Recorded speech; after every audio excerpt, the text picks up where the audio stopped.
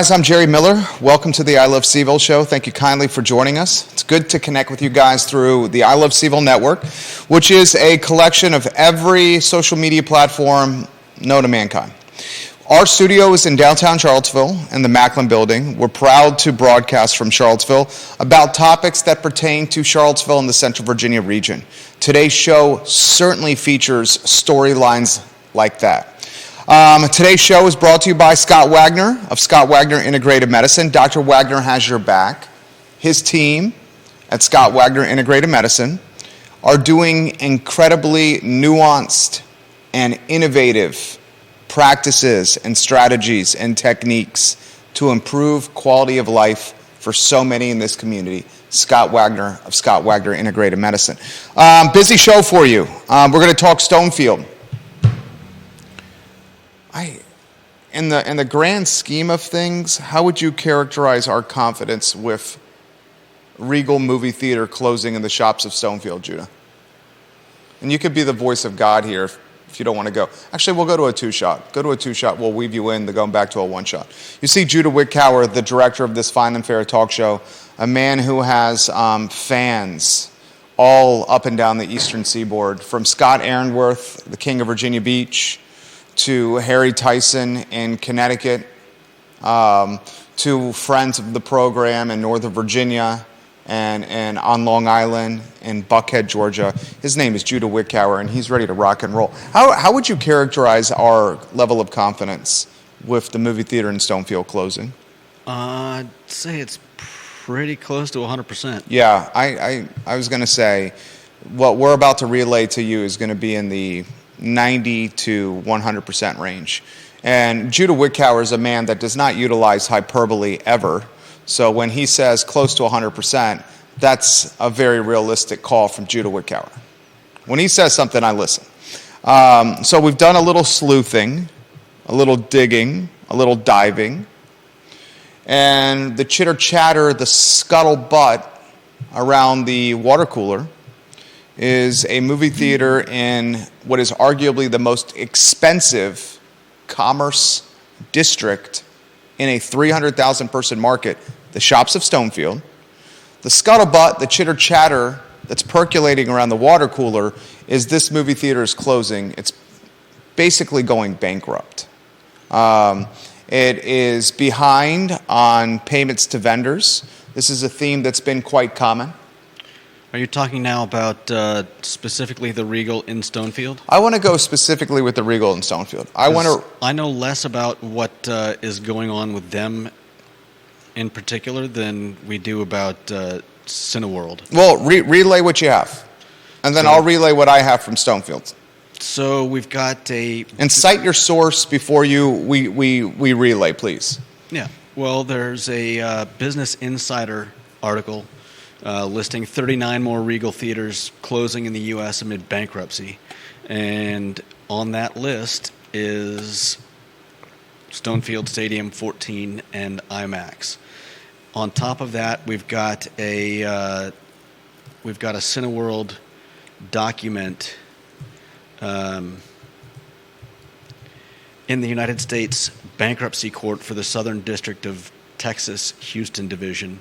And to skip pretty much everything in it, down at the bottom of the list, after all the, what would you say, lawyer speak. Legalese is the term. Legalese. Is, again, Stonefield Stadium 14 and IMAX, and the rejection date is 2/15/23.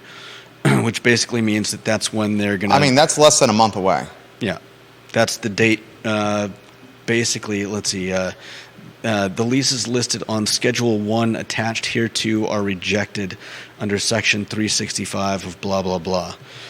So basically, the rejection date is when they basically are supposed to be giving back keys, security codes, things like that, to the landlord. Carol Thorpe watching the program. She's the queen of Jack Jewett. Jack Jewett is one of 6 districts in Albemarle County. She is the queen of it. She says she's a big fan of Judah Wickower. Oh, thank you. So just put that on the I Love CVille group. I will do this. Carol, I am as well. And then hashtag @ Judah Wickower, tag you so you see it in the comments. That's good research from you. So here's how it's going to play out. You're going to see after today's show what we're doing now. You will see traditional and legacy media, print, radio, and television source this show, utilize it for News Foundation for what they're doing, and they're going to highlight Stonefield and this movie theater closing in print, radio, and television within the next 24 hours. Then, when it gets into the legacy and traditional news cycle, you're going to start seeing people asking some questions like, what's up with my lease? I signed it predicated with a movie theater and hundreds of people, if not thousands a week, walking by my storefront or my restaurant as potential customers to come inside and spend money with me. Johnny Ornales, who is the king of Mexican cuisine, the owner of El Mariachi and Guadalajara JPA, says, how is the theater going to impact the Hyatt Hotel and the new buildings going up? How's it going to impact rentals at the apartment complex? People choosing to rent apartments there at extremely expensive rates, monthly rents, because they have the ability to live, work, and play, walk to bars and to restaurants and to shops and to a movie theater and to a grocery store and Trader Joe's. Look, it's no secret that at the shops of Stonefield, the two largest and most prominent anchor tenants are... Definitely the theater and probably Trader Joe's. Yeah. You just lost one of your two most prominent, prestigious, popular, and people driving tenants. The movie theater. Trader Joe's ain't going anywhere, but the movie theater, the whole shopping center in a lot of ways is built around it. Yeah. And what do you replace it? How do you replace it? How do you replace it? Who wants to take on that kind of square feet in this economic climate where people are struggling to buy groceries and fill their gas tanks? 65,000. You're doing a great job today. 65,000 square feet, that place? Yeah. Excellent. Another great piece of information there. You could possibly tear it all down? I don't think you can tear it down.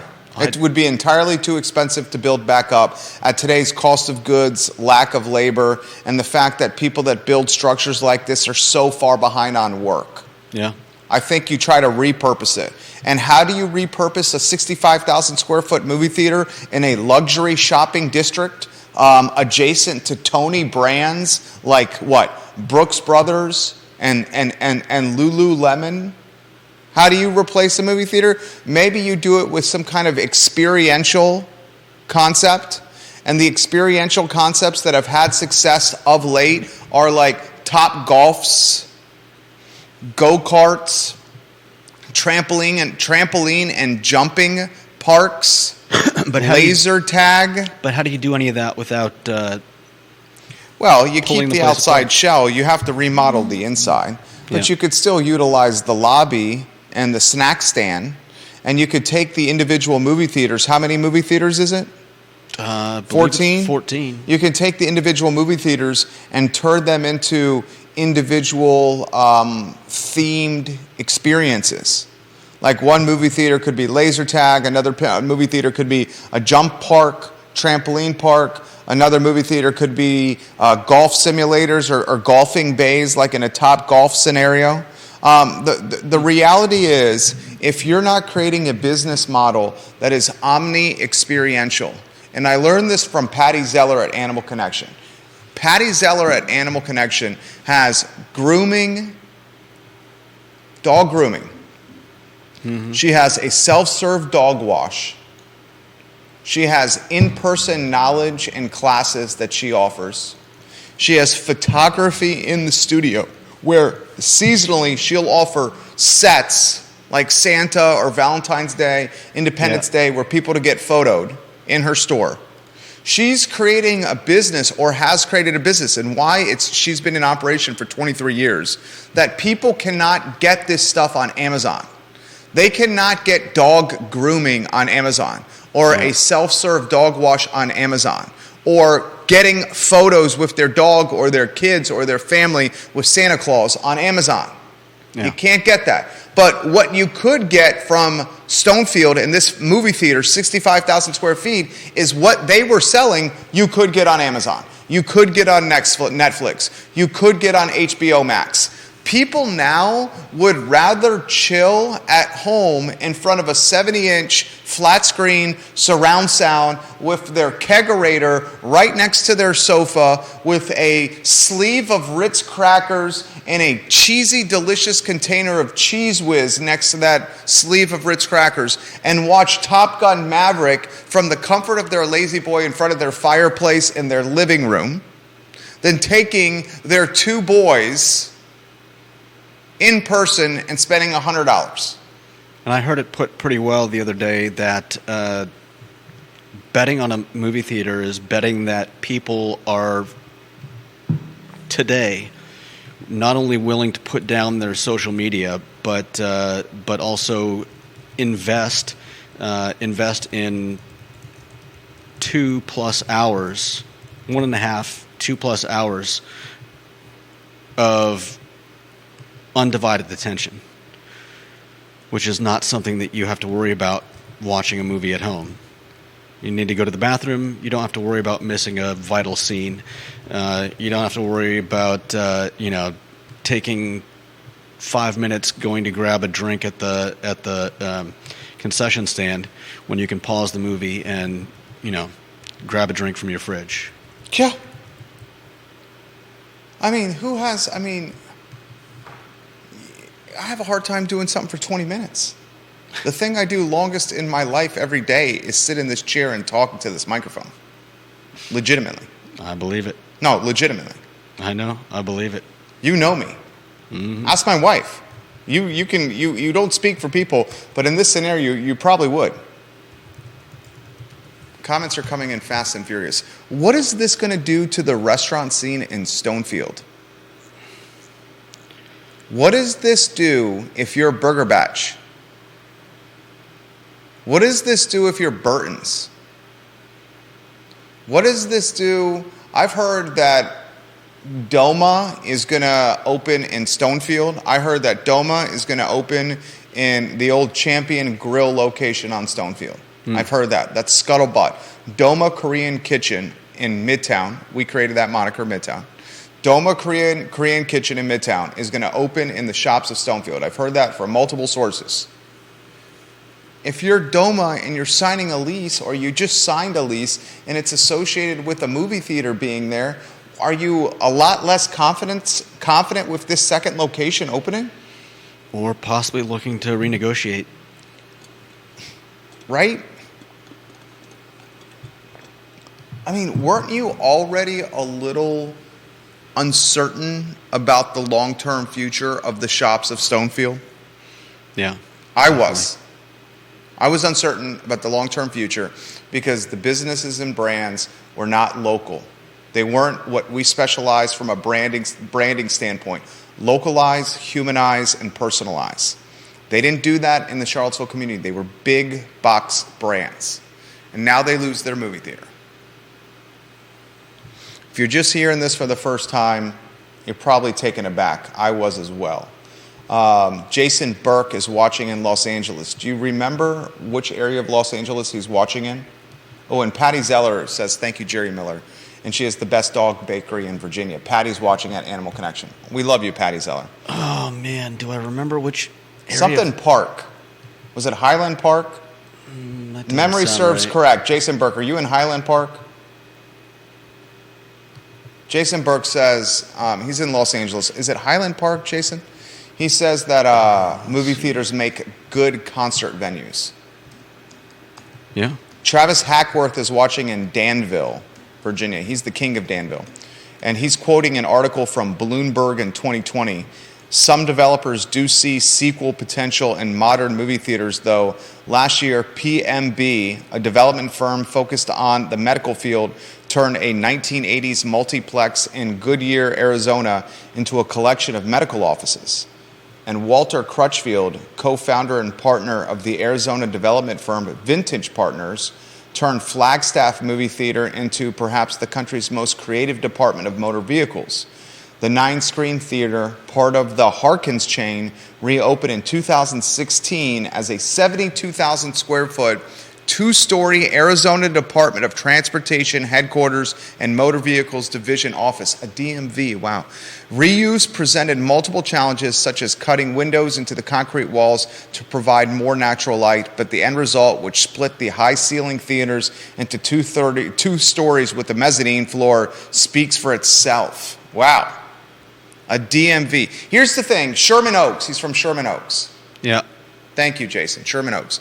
Here's the thing, Travis, I love Travis. Travis is extremely intelligent. I've never met Travis Hackworth, who's in Danville, but he knows a boatload about jurisdictional policy and how local governments work and how governments work in Richmond at the state level. He knows a boatload about development and repurposing buildings and properties and utilizing tax credits. He's a smart guy, this Travis Hackworth, the king of Danville. Travis, the Stonefield shops, the shops of Stonefield, are the most expensive shopping district in all of Central Virginia.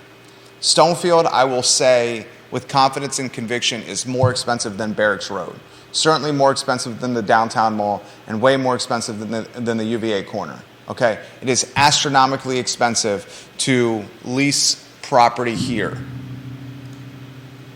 I do not see this turning into a DMV. If anything, I see this movie theater being chopped into potentially subdivided into a smaller footprint, because 65,000 square feet is an astronomical debt service payment every month. No doubt. So maybe you try to chop it up and make it smaller. Same thing that happened with the Downtown Grill.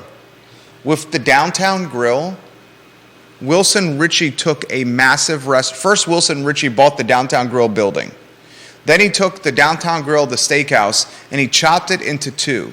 On one side is Rockfish Brewing Company, and on the other side is the Bebedero. Why did he do that? Because he knew that the Downtown Grill was too large a space and that the monthly debt service payment would be too much for one tenant to manage in a recession. Yeah. So he chopped it into 2. He's even chopping the office space up on the, I think there's 3 floors, on the 2nd and 3rd floor of that building into smaller office space. I think this theater will be chopped up. I truly do. It's either going to get chopped up or it's going to be an omni-experiential fun palace. And that fun palace could be a trampoline park. There's Chief Kachis and Tito Durrett walking right by. You see him? Yeah. There's it's going to be a trampoline park, a jump park, go-karts, top golf, laser tag. But who's going to put that together? Putt. Those things exist. I know they do, but who's going to... Have you ever been to one of those, like a little go-kart area? Not one inside. I've seen them inside. Scott Aaronworth says, I love the coat, J-Dubs. Is that an Ann Wickhauer original? The scarf is an Ann Wickhauer original. Yeah. The coat... Came with the sweater. Is the coat an Ann Wickhauer original? No. It is not? No. Okay. She hasn't been known to. I would like an Ann Wickhauer original. That's Judah's mom. She made him a sweater with a zipper and a racing stripe. I would love an Ann Wickhauer original. Keith said. I ordered it first. Keith offered to give me his measurements. No. Can I direct message your mother and give her my measurements? Sure. I'm not sure what she'll take of that. He also says he loves you. Scott Aaronworth says after getting COVID, he's overcoming COVID. Oh. He says after getting COVID, there's no way he's going into a movie theater. Spencer Pushard, who's in the installation business of audio-visual equipment at homes, he says, on the plus side, this will drive my business up for installing in-home movie theaters. Yeah, no doubt. And then he wants to know, what are the chances of another movie organization taking over the Regal at Stonefield? I'd say that's plausible. But didn't you always find it odd? The market's not that big. And we have a movie theater on the downtown mall. We have a movie at Alamo, at 5th Street Station, Alamo Draft House. Yeah. I love Alamo. Yeah. Violent Crown on the downtown mall. We have a lot of movie theaters for a market this small. This could be a byproduct of movie theater saturation as well. Well, it's odd, and I don't know what's changed since I remember it being this way. I remember there were 2 gigantic theaters right next to each other in Savannah. I believe I've talked about them before on this show. But there wasn't a problem because I believe they were belonged by 2 different movie companies. Obviously, different companies, but they had the rights to different movies. So it's not like they were both playing... Yeah, showing the same movie. It's not like they were both playing Spider-Man right next to each other. They each had their own draws, and, I could just as easily be going to one as the other. And they were pretty much, they were fairly similar. It's not like one had a major drop in quality from the other. And it may just be that the distributors of these movies have consolidated them all so that every movie theater is getting the same movies. But yeah, that does lead to some strange situations where you've got 3 movie theaters in tiny little Charlottesville that are all playing the same movies, with a few exceptions. Good take from Judah Wickhauer again. Judah Wickhauer is on point today. Let's go to the one shot so the viewers and listeners can see the headlines we're talking about today. I have more comments coming in that I'm going to read. This comment is from Anonymous, the I Love CVille Network's version of Deep Throat. He says, a thought, fellas, on Regal. Perhaps Regal rejects the lease in bankruptcy as a prelude to negotiating a new lease at a much lower price. The space is very hard to repurpose. Facing vacancy, would Stonefield offer an extension at a very low rate while they figure it out? That's a damn good question. Are we on a one shot? Yep. This is what Anonymous is basically saying. It's a fantastic point. Anonymous is basically saying you have the most difficult space to fill in Stonefield. Yeah. Arguably the most expensive and most important, not arguably, the most expensive space in Stonefield, the most difficult space to fill, the most difficult to repurpose in Stonefield, arguably the most important. I would bet more people are going to Trader Joe's than the movie theater. Trader Joe's is a freaking madhouse. Yeah. More people, I'm going to say that with confidence and conviction. More people are going to Trader Joe's than the movie theater. I can say that with confidence. Definitely. Because it's got more of around-the-clock traffic. Mm-hmm. But you got the second most influential space in Stonefield, the movie theater. The most influential is Trader Joe's. What if they just go to this private equity firm outside of New York that owns this shopping center now and say, hey, we're closing unless you give us better terms. And if you don't give us better terms, good luck finding a new tenant. It's going to sit vacant forever, and then you're going to lose your leverage with all your other tenants because we're an anchor tenant, and you're signing these leases predicated on the traffic we're driving to your shopping center. Maybe this is a chess match and a leverage play where the movie theater is saying, hey, we're done. We're peacing out. Give us better terms, better price per square feet, better length of the lease, less CAM charges, less incremental uptick in percentage year over year, smaller percentage uptick. We want better terms. If you don't give it to us, screw you, peace out, we're done. You're not going to be able to fill this spot anyway. It's 65,000 square feet, and you can't repurpose it, and movies are dying. Good luck. That's what he's saying could be happening. Yeah. Never know. I will say this. If you're the restaurants along, I think it's called Bond Street in Stonefield, if you're those restaurants, you're feeling much less confident about your business model right now.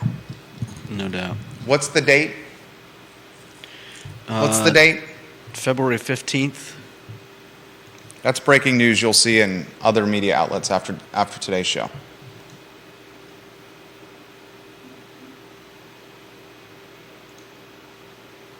Ann Clark Ramey, good call.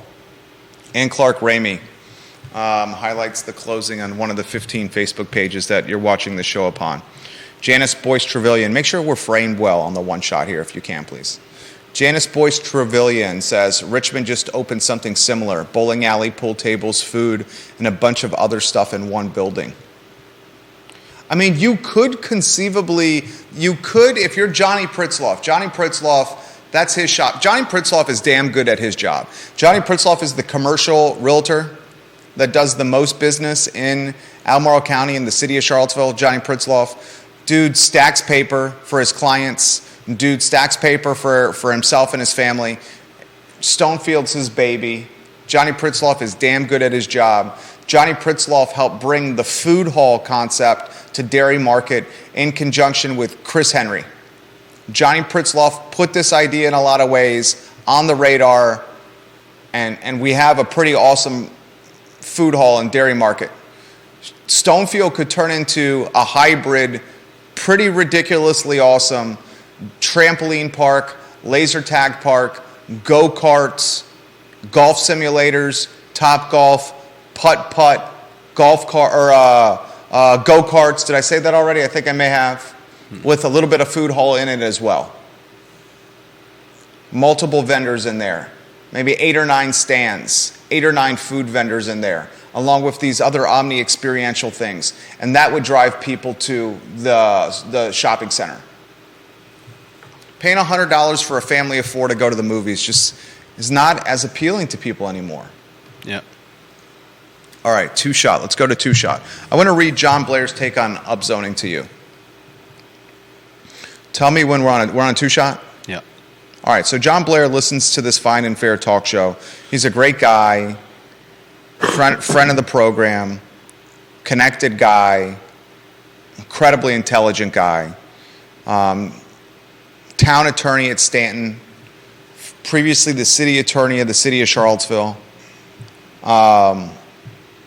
He spent time as an interim manager at multiple places. Smart guy. Leaves this comment on upzoning.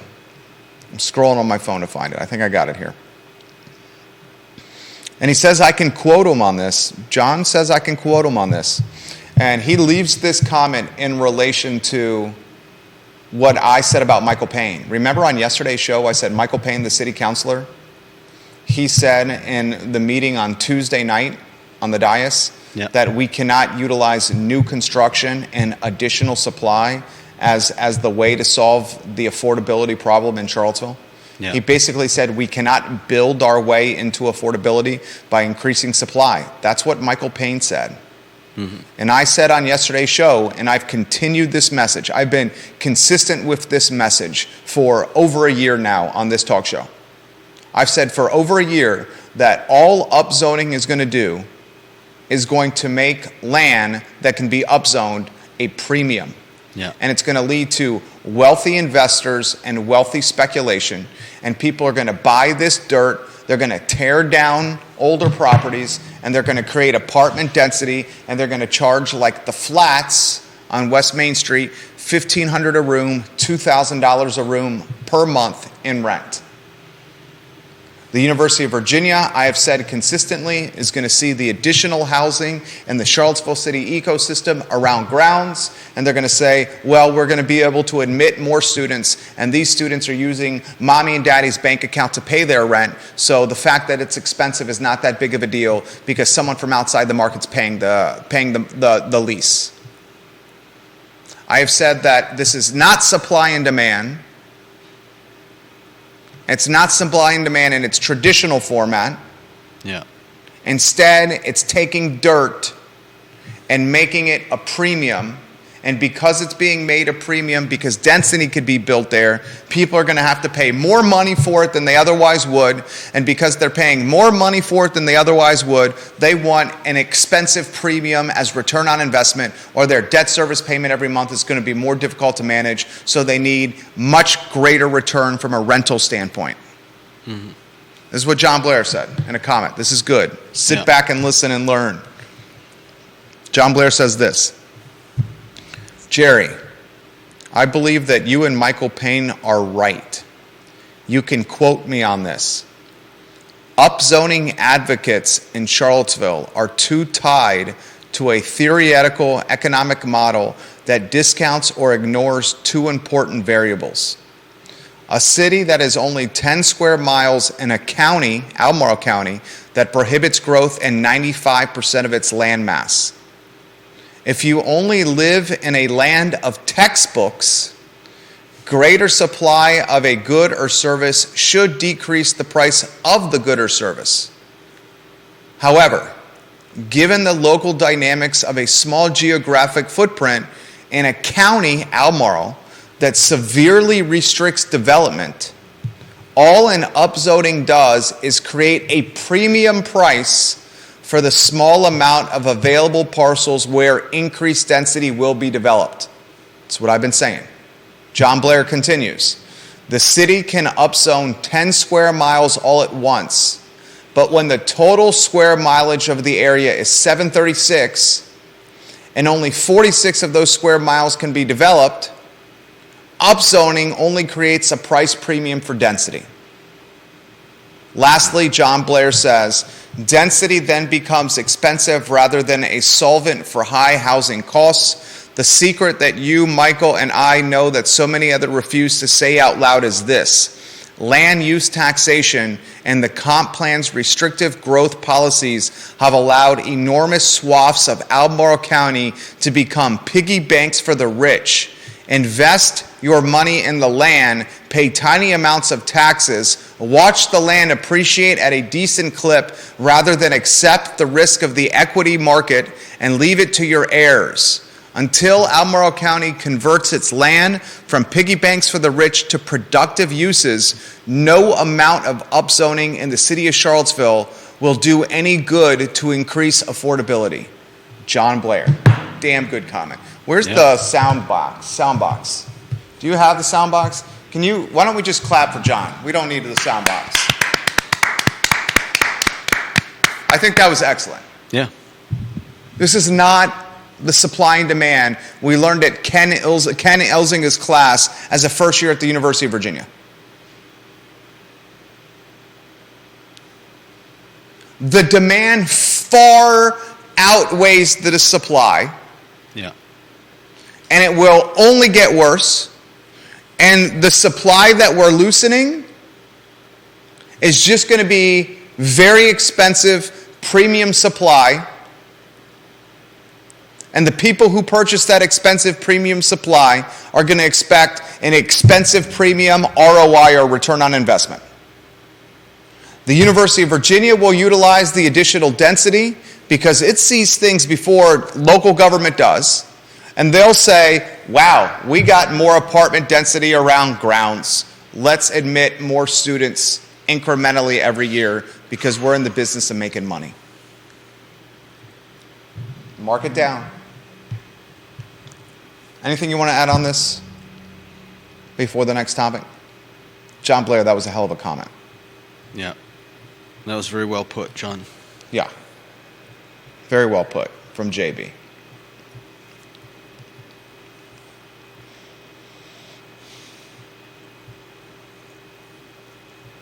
Next topic, Mayor just walked by. Lloyd Snook just walked by. Mayor of Charlottesville City just walked by the studio. We had the police chief walk by today, Mike Kotchis. Yep. We had number 2 in command in the Charlottesville Police Department, Tito Durrett, walk by. Then we just had the mayor walk by. Yeah. You know I'm a huge fan of Lloyd Snook. I would call Mayor Snook my friend. I see him the most, chat with him the most, run into him the most. He's a friendly guy. Yeah, definitely. I want to ask you a very straightforward question on optics. Optics. Okay. Within the next month, Mayor Snook, Vice Mayor Juan Diego Wade, and Councilors Michael Payne and Brian Pinkston will be picking a replacement for Cena McGill. I've been thinking about this a lot lately. Is it bad optics that Snook and Payne, during an election year, are picking a replacement for a councilor that resigned unexpectedly in Cena McGill? Is it bad optics that Snook and Payne are picking a replacement that could compete with them this year in the election? Why do you ask if it's bad optics? I don't know. Is it a conflict of interest? That's all I'm wondering. You're saying, are they going to deliberately choose someone that they know is not going to pose a threat? I don't think either one would do that, because I know both Mayor Snook and Councilor Michael Payne well, and they are high character integrity guys. But optics or contrarians or naysayers or conspiracy theorists or people with a microphone and a streaming platform may ask the question, would 2 of 4 people, Snook and Payne, who are in an election year, would they pick a replacement for Cena McGill that has 0 chance of running for election? Because whoever they pick, if they pick a qualified and electable individual, that person may compete directly with Mayor Snook and Michael Payne throughout the course of the interim term. That's a fair question, though I think... Should they have to sit this out? Should the responsibility fall solely on Brian Pinkston and Juan Diego Wade? Juan Diego Wade and Brian Pinkston are not in an election year. The optics would be fine if Pinkston and Wade made the selection for Cena McGill's replacement. When Lloyd Snook and Michael Payne are a part of that process, they, because they're human beings, will certainly think this question. Whoever I pick, will that person end up running against me in 2023? I can assure you Michael Payne and Lloyd Snook have thought about that. I don't think it's going to influence their decision, but the optics are a bit sketchy and shady. I would say that the worry over that kind of thing happening would be greater if there was a large amount of fallout for decisions that the 2 of them have made during the course of their time. What does that mean? In office. It means if a lot of people in Charlottesville were disappointed or disgruntled with one or the other of them, then yes, bringing on, choosing someone that could run in the next election might be worrisome. But if overall people are comfortable and happy with the job that Michael Payne and Mayor Lloyd Snook have been doing, then I would say that there's probably less that they would have to worry about in terms of competition. I mean, that's a fair response. And I think people are happy with Mayor Snook and Councilor Payne. I think frankly speaking, since Nakia Walker has gotten off of council, it's been a pretty boring and behind-the-scenes council. And that's what we want. We want our local government to be in the background, consistent, and relatively quiet and boring. And they have been, for the most part. Yeah.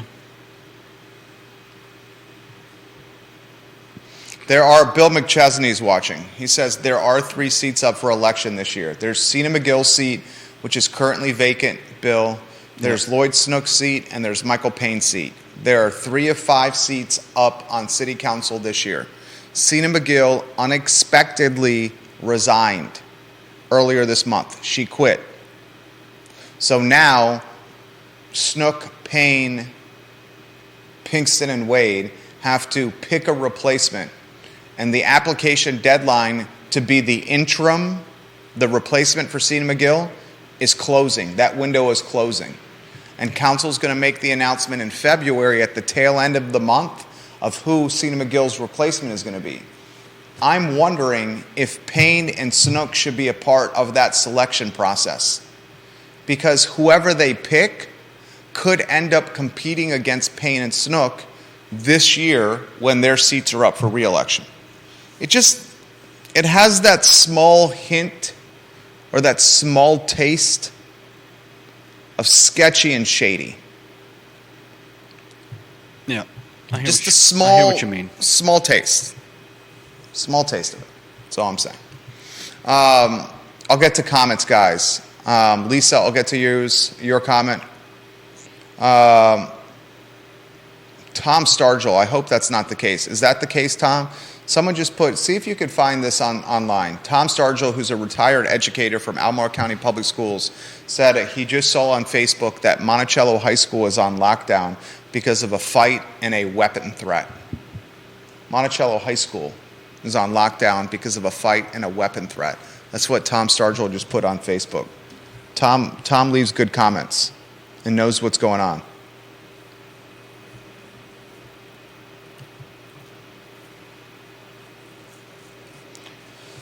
I'll talk, Carol, I'll get to that comment here too. I thought your comment was good there. All right, last night's game. UVA beat Virginia Tech. Did you watch the game? I watched the game with my wife. I very much enjoyed it. Wahoos win 78-68. UVA is 14-3 on the season, 6-2 in the Atlantic Coast Conference. I put 6-2? Yeah. K.A. Clark had a masterful performance. He finished with 20 points, 5 assists, only 1 turnover. He got a steal, a block, and a couple of rebounds. And frankly speaking, he was a tremendous pest on the defensive side, which is what he was supposed to do. He had a fantastic game. He was certainly motivated by Ty Jerome, who he won a national championship with, sitting courtside next to his current teammate with the Golden State Warriors, Steph Curry. Steph Curry was in the house at the John Paul Jones Arena. That's awesome. We've had LeBron James courtside. We've had Steph Curry courtside at the John Paul Jones Arena. Shows you the kind of program Tony Bennett is building, right? So K.A. Clark has beat Virginia Tech more times in the last 5 years than the UVA football team has beaten Virginia Tech in the last 30. I want to give you that stat again. K.A. Clark, the 5'7" point guard, has beaten the Virginia Tech Hokies more times in the past 5 years than UVA football has beaten Virginia Tech in the past 30 years. K.A. Clark continues to have a portion of this Virginia fan base slander him or talk smack about him. I do not understand the K.A. hate. This guy, when it's all said and done, is going to go down as one of the greatest UVA men's basketball players in the history of the entire program. He won a national championship. He had arguably the most prolific assist, the pass to Diakite in UVA history. That was probably the most important assist or pass in the history of Virginia men's basketball. He is the consummate professional, the consummate Tony Bennett product, and just a high-character guy. Have you ever heard K.A. Clark's name on the police blotter or getting in trouble with the law? No, you have not. The kid is what you want your son to grow up into. And don't look now, but having Ben Vanderstash, inserting Vanderstash into the starting lineup and putting Shedrick on the bench. Shedrick played 4 minutes last night. 4 minutes. All his minutes went to Vanderstash and a combination of Ryan Dunn and McNeely off the bench. Shedrick, who has a lot of upside, is falling out of this rotation at center because he's very limited offensively. And when Vanderstash is on the floor, he opens up the floor for K.A. and Reese and Franklin to drive or to shoot threes, and he opens up the floor for Gardner to work in the low block and on the post. Great move by Bennett, inserting Vanderstash into the starting lineup. Great move. Did you find anything on Monticello? No, nothing yet.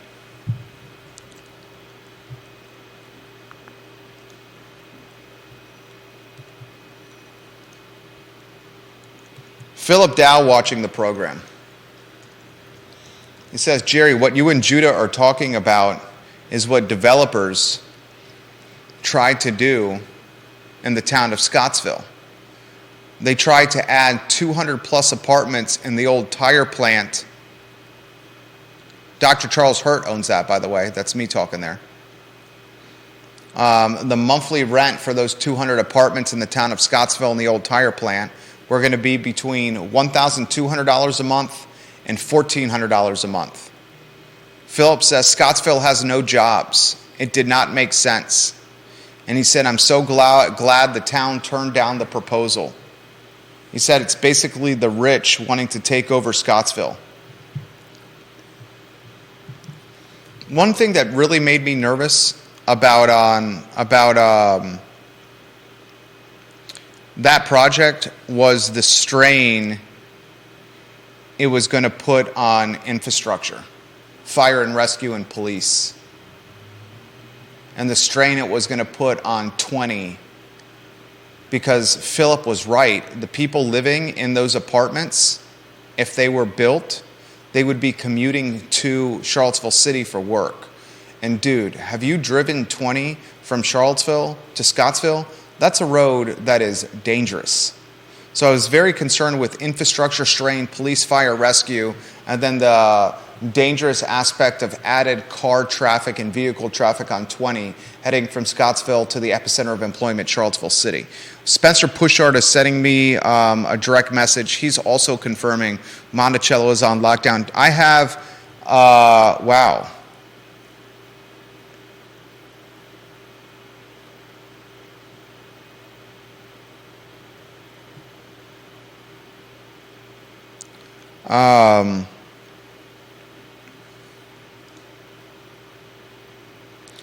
I have a communication from a teacher who is saying we are absolutely on lockdown right now.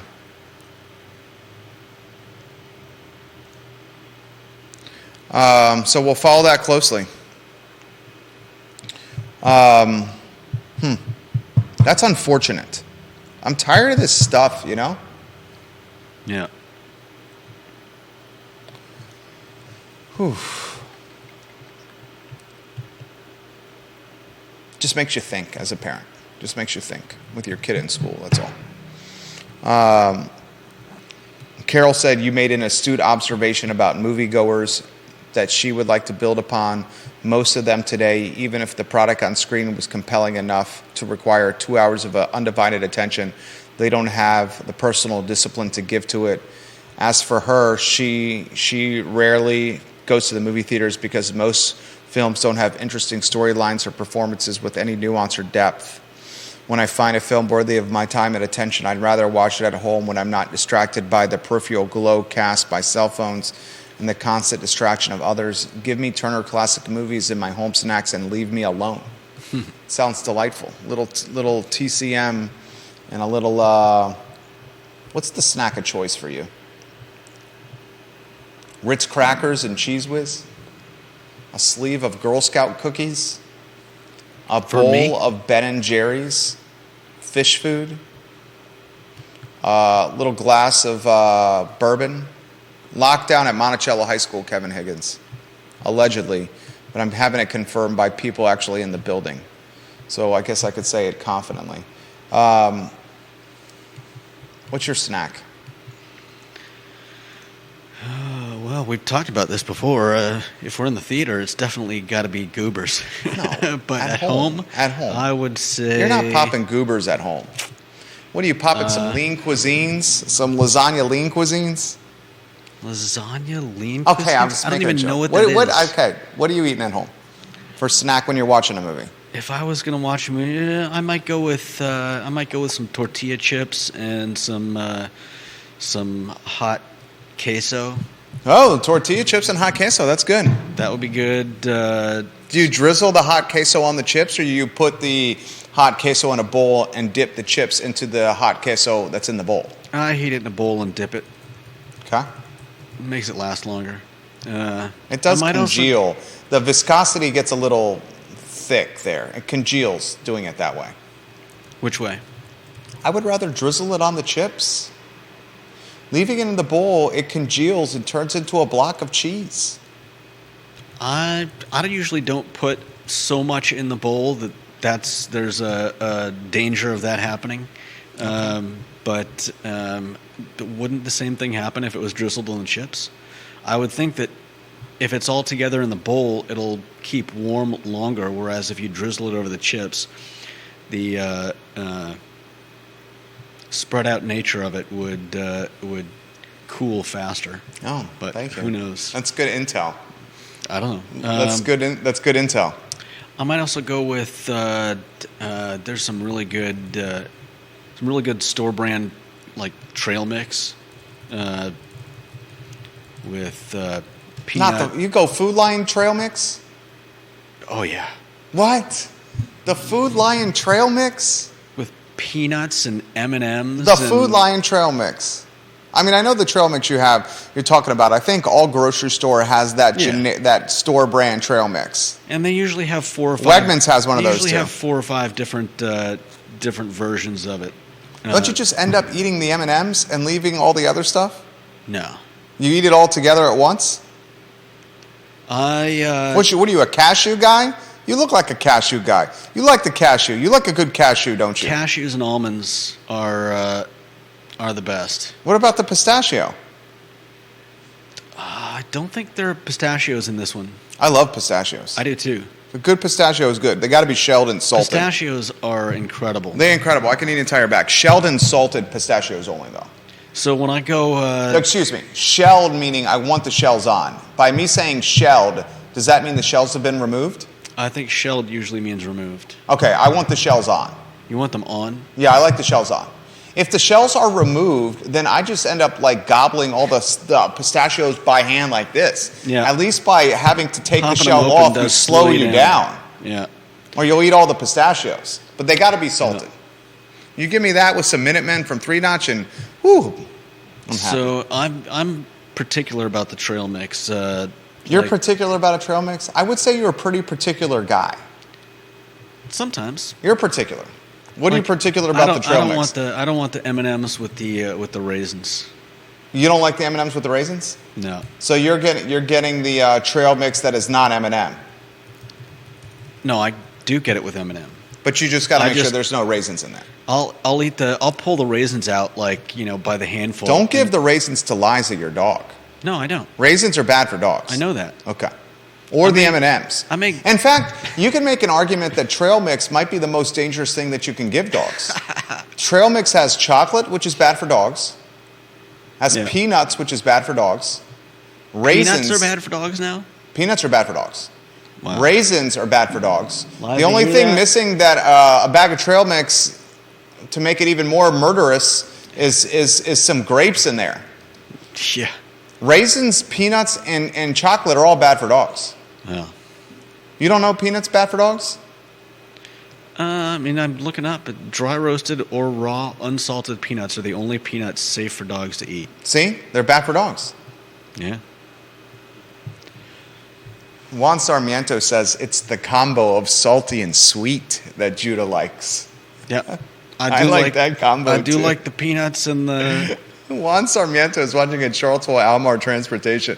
Juan, you're a good guy. Juan, I want to also make sure you heard this. You were 100% correct about the Donut Kitchen. The Donut Kitchen is behind Toby's Pawn Shop on Pantops and the Food Lion Shopping Center. I made the mistake of saying the Donut Kitchen was in the Giant Shopping Center, which is the Rivanna Shopping Center on top of Pantops. It is not. You were right, Juan. I was wrong. Yeah, it's in the former Subway spot. Yeah, but one thing that threw me off and why I was wrong is because you could not identify what was in that former Subway spot in the Food Lion Shopping Center. Because I swear the last time I drove by there was like a Christmas tree, and it just did not seem like a donut spot. Yeah. That's what threw me off. Yeah. And my wife, as soon as I got home, said, you were wrong about the donut shop. It's behind Toby's. First thing she said to me when I walked in. She said, Juan, exact words, that guy Juan was right and you were wrong. The donut shop is behind Toby's. I will say that Lilo's Pizza, which is in the Giant Shopping Center on Pantops, is now been replaced Yeah, by it's a- DIY pizza. Yeah. Do-it-yourself pizza was there yesterday or maybe this weekend. It's been there for a little while because I've seen bits and pieces about it. I don't know how good it is. Couldn't say. Haven't been. Bill McChesney says he likes pork rinds. He's the mayor of McIntyre. I used to like pork rinds a lot. I like pork rinds. Maybe you just have to find the right ones. Pork rinds are good. There were some really good spicy ones that I was getting for a while a few years back. Grayson says, I love salty and sweet, and I love you guys on this talk show. Carol Thorpe says she mixed her pecan halves and dried cranberries. That sounds delicious, Carol. Yeah, that sounds really good. Sounds good. I got to say that dried cranberries are definitely better than raisins. Absolutely, Juan. Appreciate you, King of Transportation, Juan Sarmiento. It's a good show today. I thought you were on point. I thought you did a great job. I like when you're like this. Conversational and outgoing. It makes it easier for me. Yeah. Sometimes I have to pull it out of you. It's all. And I get frustrated and aggravated. It's all about the environment. Just fake it if you have to. Every day. That was good. We'll go on a high note. Judah Wickower and Jerry Miller, the I Love CVille Show. We'll see you tomorrow at 12:30. So long.